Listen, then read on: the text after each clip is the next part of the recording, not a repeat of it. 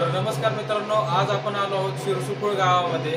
हे गाव माकडांचं गाव म्हणून खूप प्रसिद्ध आहे आणि या ठिकाणी आपण सर्वात आधी जागृत देवस्थान असलेल्या शिरसाई मातेचं दर्शन घेऊयात, या मंदिराची माहिती घेऊयात आणि नंतर आपण पुढे जाऊयात। दुसरे इथे भरपूर अशी माकडं सुद्धा आपल्याला पाहायला मिळणार आहेत। उन्हामुळे आता सध्या दिसत नाहीयेत, त्याचा सुद्धा आपण शोध घेऊ।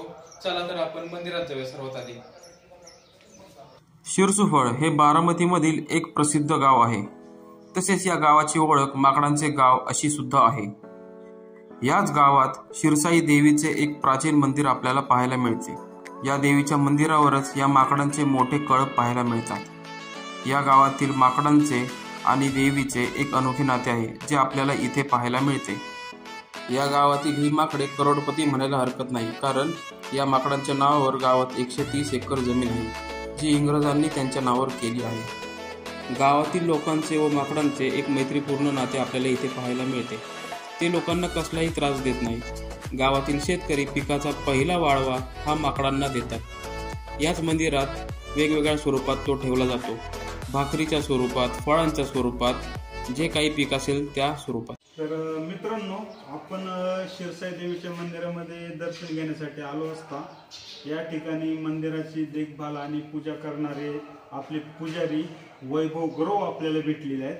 तर यांच्याकडून अजून आपण मंदिराविषयी थोडीशी माहिती जाणून घेऊ। तर पुजारी काका, हे मंदिर साधारणतः किती जुनं आणि हे कोणाच्या कालावधीत बांधलं गेलेलं आहे? हे पांडवकालीन मंदिर आहे। किती वर्ष जुनं आहे एक साधारणतः?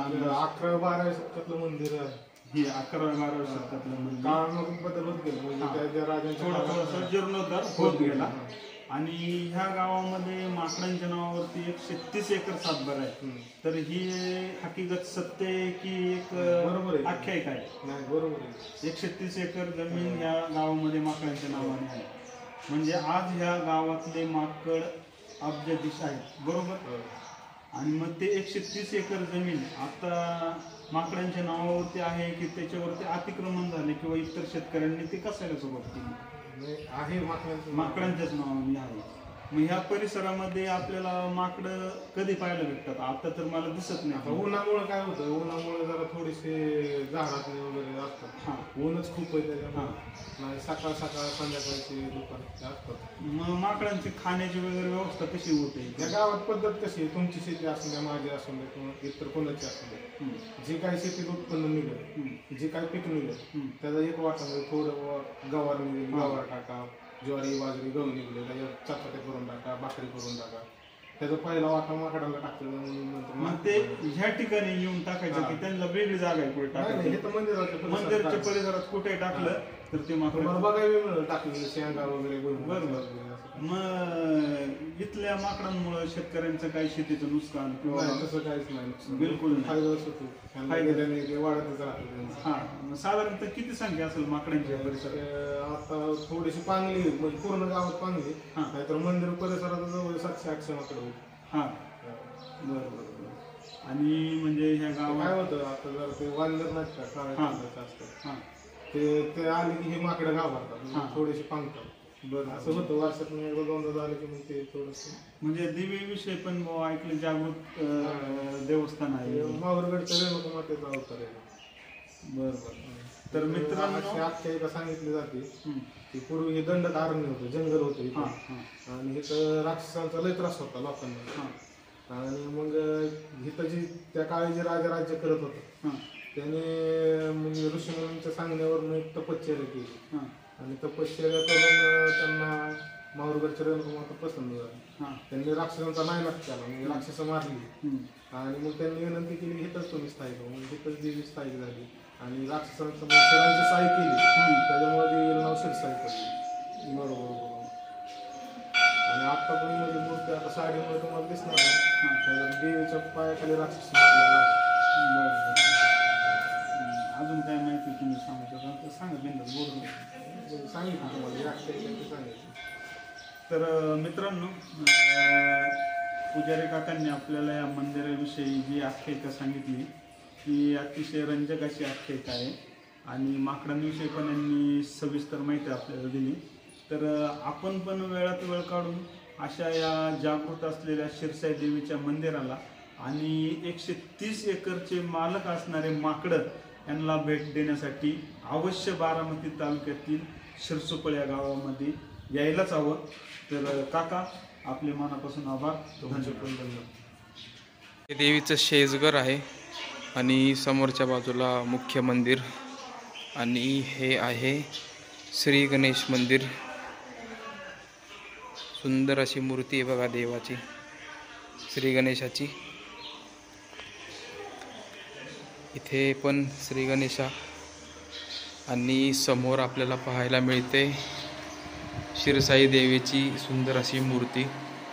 आणि हे नक्षीकाम आणि मूर्तिकाम पांडवकालीन मंदिर आहे बघा मित्रांनो हे.